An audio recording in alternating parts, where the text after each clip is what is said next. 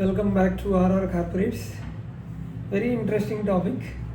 Many companies makes a serious compliance mistake while doing private placement. They pass a special resolution to increase authorized share capital, but issue PAS-4.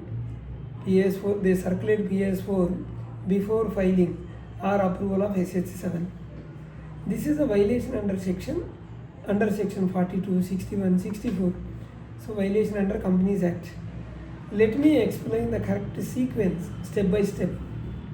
See why PAS-4 cannot be issued before SH-7. So that is the question.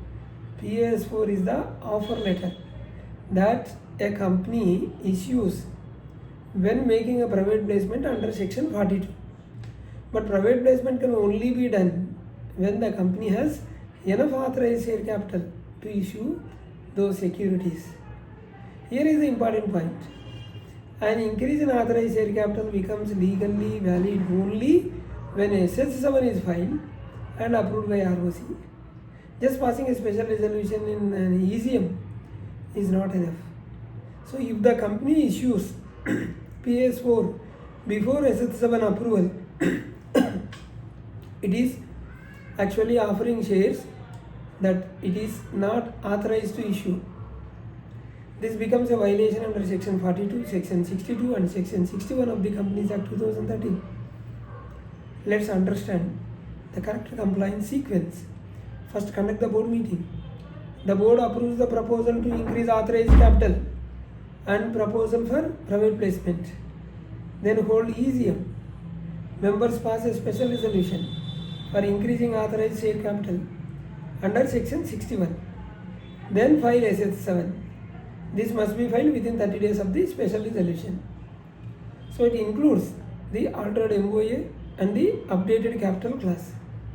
Wait for ROC approval. ROC approval is what makes the increase the capital effective. Until the approval comes, the company cannot treat its authorized capital is increased. So only after ROC approval issue PAS-4, circulate PAS-4. Now the company can legally circulate the private placement offer letter to identified investors.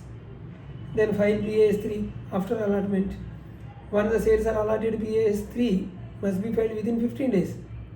So follow this sequence strictly to avoid penalties and notice from ROC. What are the consequences of wrong sequence? If the company issues PAS-4 without increasing authorized capital, then ROC can treat this offer as invalid and they imposes penalties under section 42. Ask the company to refund the money to investors. Question directors for non-compliance. Demand compounding for violation of section 61, 62, 42. So it is not just a small procedural lapse. It has a serious consequences. Someone messaged me. So is there any express provision like this? See, there is no section that expressly says that PAS-4 can be issued only after SH-7 approval, but the law indirectly mandates it through three provisions. First, we will discuss section 61, power to increase authorized capital. What section 61(1)? Section 61 subsection 1A says a company may increase its authorized share capital by altering the memorandum in its general meeting. This means the capital clause of the MOA must be altered first. Only after MOA is altered, company has higher authorized share capital. Come to section 64(1), notice of alteration to ROC. Section 64 subsection 1 clearly says every alteration of share capital shall be filed with the ROC in the prescribed form, that is SH-7. Here is the important.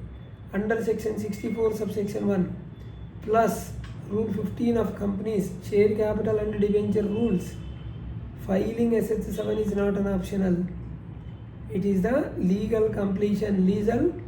It is a legal mandate for altering capital. This is the compliance, mandatory compliance. Until SH-7 is filed and taken on record, the MOA is not considered altered in the MCA system.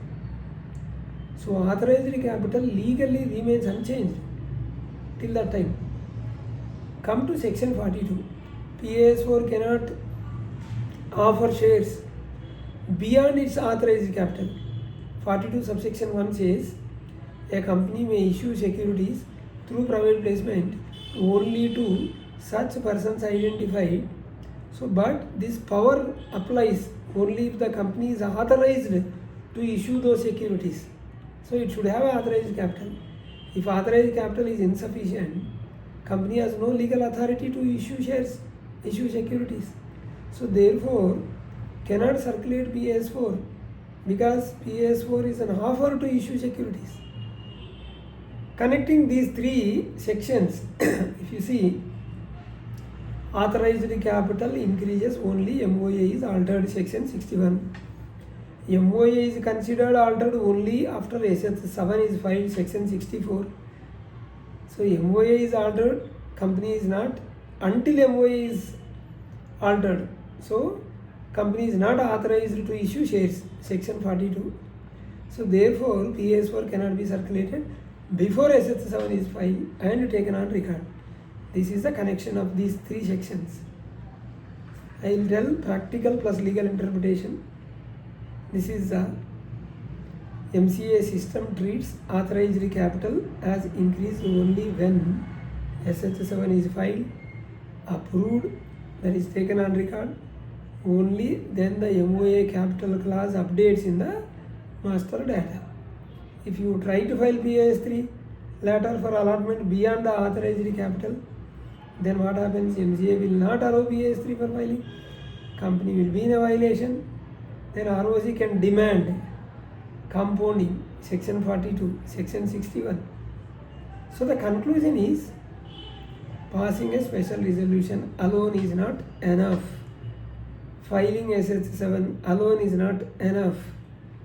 Authorized capital considered increased only after SH-7 accepted by ROC.